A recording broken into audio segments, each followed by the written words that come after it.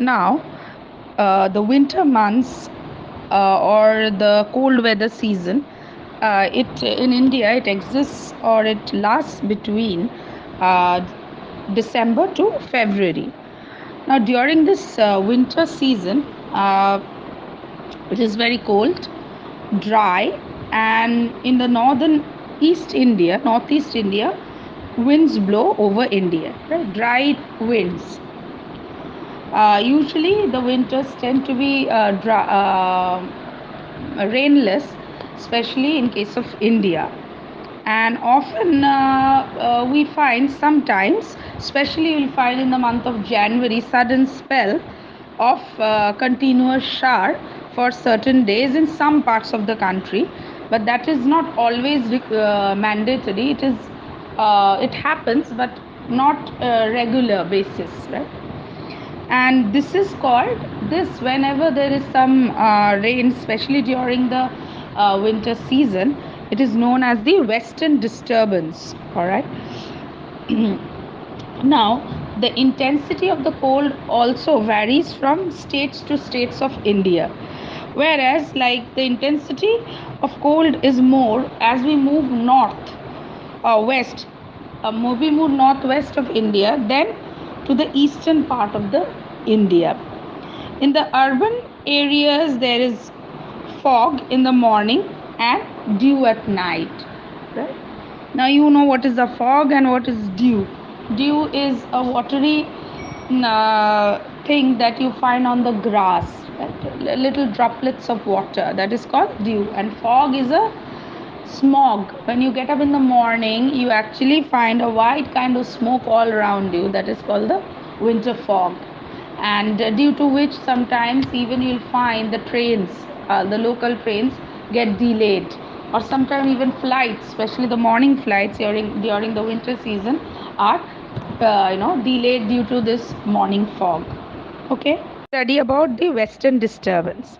Now, during the months of December and February, as we studied, it is the winter season in India, and at that time, the sun's apparent position is or movement causes the weather to be dry and cold. Especially Kashmir, Himachal Pradesh, Punjab, Haryana, they experience cyclonic winds, which mainly originates in and around the Mediterranean Sea.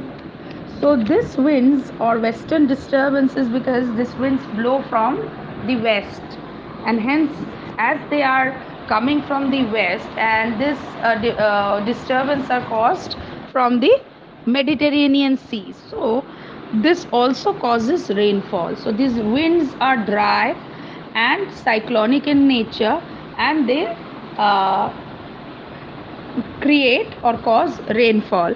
Since this comes from the west, so it is known as the western disturbance. Now, the monsoon winds affect and influence almost every aspect of life in India. Some of them are, I'm just discussing. First is agriculture. Now, agriculture in India is largely dependent on the monsoon. The cultivation of various crops like paddy, wheat, jute, then sugarcane, tea, all are completely dependent on rainfall. Then is agro-based industries, like the industries that are based on the agricultural products like the tea, jute, sugarcane. Um, they also serve as a raw material to this industry. So if if the rainfall or the monsoon effect is good, then these industries thrive well. So these industries economic condition also is based on the or depends on the monsoon of India. Next is the economic development. The economic welfare of India is dependent on monsoon winds. When the country receives adequate rainfall, economic progress is witnessed because production is higher. So, if the rainfall on the other hand is inadequate or excessive, both, then the crops uh, they cause damage to the crops, and the economy suffers. If it is drought, then also there are no production, and if it is flood, then also the crops run into waste. So this monsoon has a positive as well as the negative impact on the lives of the people in India, as well as the economic conditions of our country. The next point is the forest. Like if the rainfall, temperature and humidity, soil, the slope of the land are all the factors which influence the growth of the forest land in various parts of the country. And that is why with heavy rainfall we have evergreen forest, and those with less rainfall have deciduous vegetation. So forest industry, like the timber, paper and so on, they are all dependent on the arrival of monsoon. Next is the foreign exchange earnings. Now, tea, jute, this textiles, sugar, they are all foreign exchange earners for India. So, if the production of these crops is also completely dependent on monsoon winds, so if the monsoons are good, then the foreign exchange or the export of these items are in good shape. But if there is drought or flood, then import export of the, especially the export, hampers, which directly hampers the Indian economy, and the foreign exchange that the Indian economy earns also stops. So you can find these are the points which actually affects the India as a whole, and they are completely, these industries, crops, everything depends on the impact of the monsoon over India. Yes, Ritadrita, your answer is correct.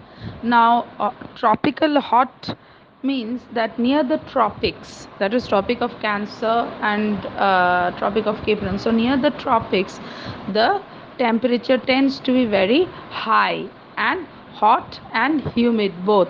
So this kind of hot tropical climate is faced by the countries, especially which are a little far away from the sea, right? So it experiences both cold, severe cold, and severe summers. So this is a hot tropical climate, and West Bengal faces the same thing as a hot and humid climate, where the influence of rainfall is also there, because West Bengal being near to the sea.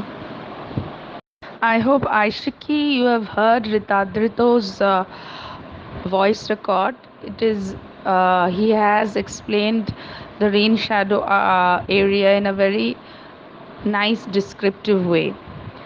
Still now, still, since if you have not, then also I'm again re-explaining. It is like, as clouds are formed, you know how they are formed.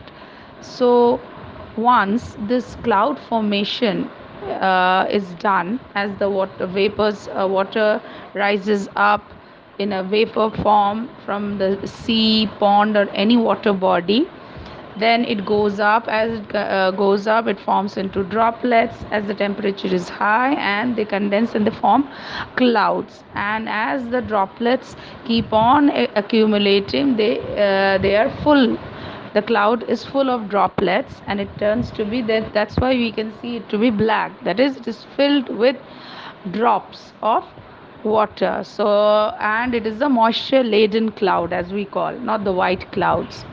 So what happens, it becomes heavy, right? So anything which becomes heavy have a tendency to come down. So as the clouds become heavy, they come down, and as they come down, and mountains act as what, a barrier for this clouds. So as the clouds hit and one portion of the mountain, there it occurs, or it sheds all its moisture, major portion of the moisture, and that portion, or that nearby portion of that mountain, experiences massive rainfall. But as the clouds again pass over, there's continuous wind that is blowing, right?